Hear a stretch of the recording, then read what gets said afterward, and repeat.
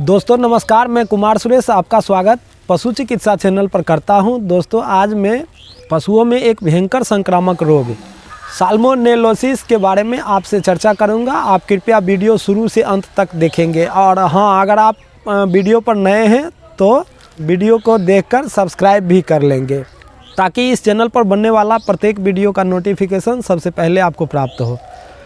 दोस्तों यह रोग साल्मोनेला लगभग सभी पशुओं में होता है। इस रोग में रोगी पशुओं में सेप्टिसीमिया तथा गंभीर दस्त उत्पन्न होते हैं तथा इस रोग में पशुओं का मृत्यु दर बहुत ही ऊंचा होता है। यह जूनोटिक बीमारी है। इस बैक्टीरिया की लगभग 1000 प्रजातियां से भी ऊपर है जो सभी प्रजातियां रोग पैदा करती है। ये बैक्टीरिया तेज धूप एवं गर्मी से मर जाते हैं, लेकिन पानी, मिट्टी, गोबर तथा चारे में लगभग 7 महीने तक जिंदा रह सकते हैं। गाय, भैंस, भेड़, बकरी तथा घोड़े में साल्मोनेलोसिस टाइफियूडियम तथा साल्मोनेलोसिस डबलिन रोग पैदा करते हैं एवं साल्मोनेला एबॉर्टिवो इक्विना घोड़े में ये रोग पैदा करते हैं।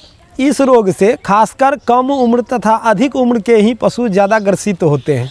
रोगी पशु के संपर्क में आने से स्वस्थ पशु भी रोगग्रस्त हो जाते हैं, यानी ये कंटीजियस रोग है। साल्मोनेलोसिस का प्रकोप वातावरण के मध्यम तापमान तथा नमी में होता है, क्योंकि धूप तथा सूखे में बैक्टीरिया मर जाते हैं। दोस्तों यह रोग पशु के आहार नाल के माध्यम से उसके शरीर में प्रवेश करता है, जहां पर आंतों की म्यूकस मेम्ब्रेन का भारी नुकसान होता है। वहां पर क्या होता है कि आंत की श्लेष्मिक झिल्ली पर रक्तस्राव तथा श्लेष्मिक झिल्ली का सड़न साल्मोनेला बैक्टीरिया के विष के कारण हो जाता है। फिर क्या होता है कि आंतों द्वारा सोडियम लवण का अवशोषण घट जाता है तथा क्लोराइड का स्राव आंत की श्लेष्मिक झिल्ली से अधिक होना शुरू हो जाता है, जिससे उस पशु को गंभीर दस्त शुरू हो जाता है, जिस कारण पशु में क्या होता है कि दस्त के परिणाम स्वरूप उसमें डिहाइड्रेशन शुरू हो जाता है और डिहाइड्रेशन हो भी जाता है। तो ये था रोग परिचय। अब हम रोग लक्षण की बात करें। सेप्टिसीमिया में जो रोग के लक्षण होते हैं वह 2 तरह के होते हैं। पहला होता है सेप्टिसीमिया और दूसरा होता है एक्यूट इंट्राइटिस। साल्मोनेला के रोग लक्षण जो होते हैं उसमें लक्षण 2 प्रकार के होते हैं, पहला सेप्टिसीमिया और दूसरा एक्यूट इंट्राइटिस। तो अगर खासकर मैं आपको सेप्टिसीमिया सिम्टम इन साल्मोनेलोसिस की बात करूं तो इस फॉर्म में रोगी पशु जो 4 महीने से कम उम्र के होते हैं, यानी जो शिशु रूप में होते हैं, जो बच्चे होते हैं, वही ज़्यादा प्रभावित होते हैं। बुखार उनमें 105 डिग्री फ़ारेनहाइट से 160 डिग्री फ़ारेनहाइट तक हो जाता है। सुस्ती तथा कमजोरी के लक्षण भी रोगी पशु में देखने को मिलते हैं। पशु के गोबर सीमेंट के रंग का होता है तथा उसमें ब्लड क्लॉट भी पाए जाते हैं। सेप्टिक साल्मोनेलोसिस में अधिकांशतः रोगी पशु की मौत 1 से 2 दिन में हो जाती है। दोस्तों अब मैं एक्यूट इंट्राइटिस की भी बात कर लूँ, जो साल्मोनेलोसिस रोग का दूसरा फॉर्म है। तो इस रोग के इस फॉर्म में पशु को 104 डिग्री फ़ारेनहाइट से 106 डिग्री फ़ारेनहाइट तक बुखार हो जाता है तथा यह रूप खासकर मध्यम वर्ग के पशुओं में होता है, यानी एडल्ट पशुओं में यह रोग का ये जो प्रकार है एक्यूट इंट्राइटिस वो हो जाता है। पशु पानी जैसे तेज दस्त करता है, जिसमें ब्लड क्लॉट्स एवं म्यूकस भी पाया जाता है। खूनी दस्त के कारण पशु को एनीमिया हो जाता है तथा बार बार तुरंत दस्त के कारण पशु को पेट दर्द भी होता है। पशु का खाना बंद हो जाता है तथा प्यास अधिक लगती है। इसी अवस्था में पशु का गर्भपात भी हो जाता है। पशु पेट में दर्द होने के कारण अपना पैर फटकता है, जमीन पर कभी कभी तड़पता है तथा अपने पेट की ओर देखता है। गंभीर दस्त तथा डिहाइड्रेशन के कारण पशु की 2 से 5 दिन में मौत भी हो जाती है। दोस्तों अगर इस रोग के सीक्वल की बात करें तो गाय भैंसों में यह रोग होने पर उसमें गर्भपात हो जाता है तथा घोड़ी एवं गाय के बछिया में पैर के जोड़ों में दर्दनाक पॉलीआर्थराइटिस हो जाता है। इसके अलावे कान एवं पूंछ का अंतिम हिस्सा गैंग्रीन होने के कारण सूख कर काले हो जाते हैं। दोस्तों इस रोग का विभेदक पहचान कैसे करें, तो आइए अब उसके बारे में भी आपसे बात करते हैं। इस रोग को रोग इतिहास, रोग के लक्षण तथा बैक्टीरियल कल्चर के आधार पर जांच करना चाहिए। डायग्नोसिस करने के ये तरीके हैं। इस रोग को जो डिफरेंशियल डायग्नोसिस करते हैं वह coccidiosis pasteurellosis, poisoning, white scour, liver fluke infestation तथा जोन्स डिजीज से विभेद कर सही डायग्नोसिस तथा कंफर्म डायग्नोसिस करना चाहिए। तो ये थे डायग्नोसिस के तरीके। अब रोग चिकित्सा की बात कर लें। सही तथा कंफर्म डायग्नोसिस कर इस रोग का जितना से जितना जल्द हो सके, जितना जल्द आप इलाज शुरू कर सकते हैं, इलाज शुरू करना चाहिए। अन्यथा देर होने से आंतों की म्यूकस मेम्ब्रेन अधिक नष्ट हो जाने के कारण स्थिति और गंभीर हो जाती है। इस रोग की चिकित्सा आपको अपने नज़दीकी पशु चिकित्सक से ही करवाने चाहिए जो योग्य तथा हाई स्किल्ड हों। इस रोग में प्रयुक्त दवा का नाम मैं आपको बता रहा हूं जो आपको अपने पशु चिकित्सक से ही करवाने हैं। इस रोग में खासकर ब्रॉड स्पेक्ट्रम एंटीबायोटिक जैसे सल्फाट्रिम को काफ़ी सराहा जाता है और इसको काफ़ी चॉइस से पशुओं में प्रयोग किया जाता है इस रोग में। तो इस इंजेक्शन का जो 30 ml के पैक में आता है उसको लेकर 15 mg से 30 mg पर kg बॉडी वेट पर इंट्रामस्कुलर आपको ये इंजेक्शन देना है। खासकर ध्यान रहे यह इंजेक्शन जो है वह LA है अर्थात लॉन्ग एक्टिंग है। इसका उपयोग सिंगल शॉट ही सामान्य रूप से किया जाता है। यह सुई उपलब्ध न होने पर अमिकासिन 15 mg पर kg बॉडी वेट पर इंट्रामस्कुलर देना चाहिए।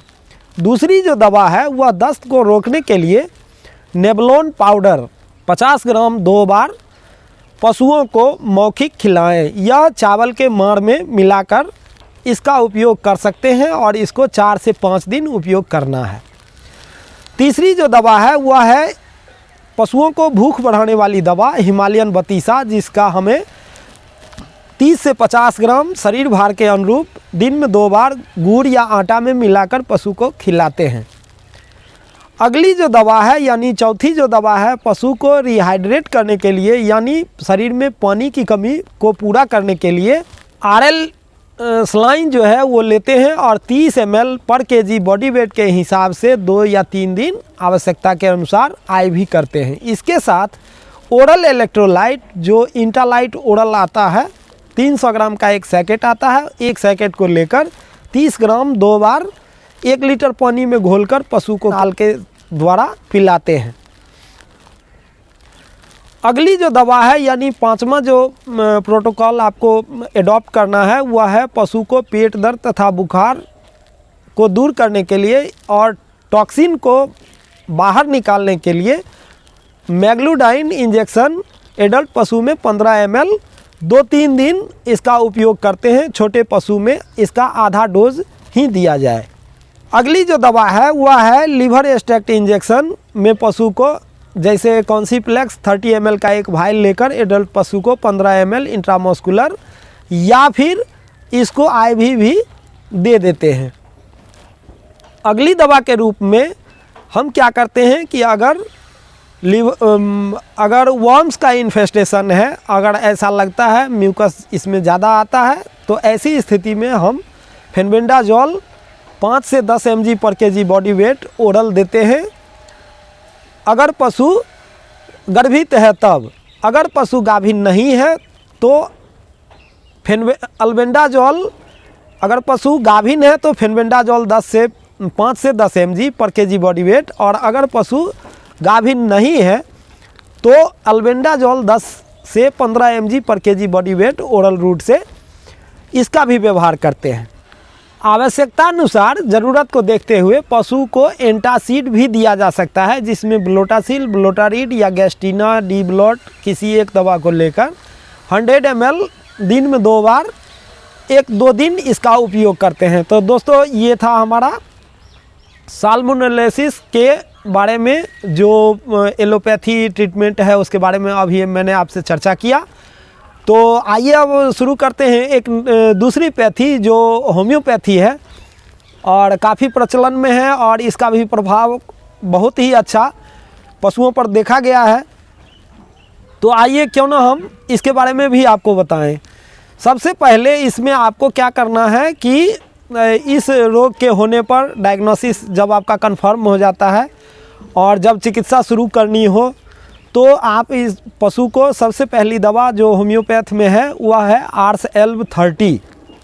इसको क्या करना है कि 15 बूंद 4 बार 3 दिन देना है इससे क्या होगा कि इसको देने पर गोबर में जो गंध आता है और पानी जैसा जो दस्त आता है, प्यास अधिक लगती है, इस पर में इन लक्षणों पर में आर्स अल्ब नियंत्रण करता है, यानी वैसी स्थिति को कंट्रोल करता है। दूसरी जो दवा है वह है मर्ककॉर 200।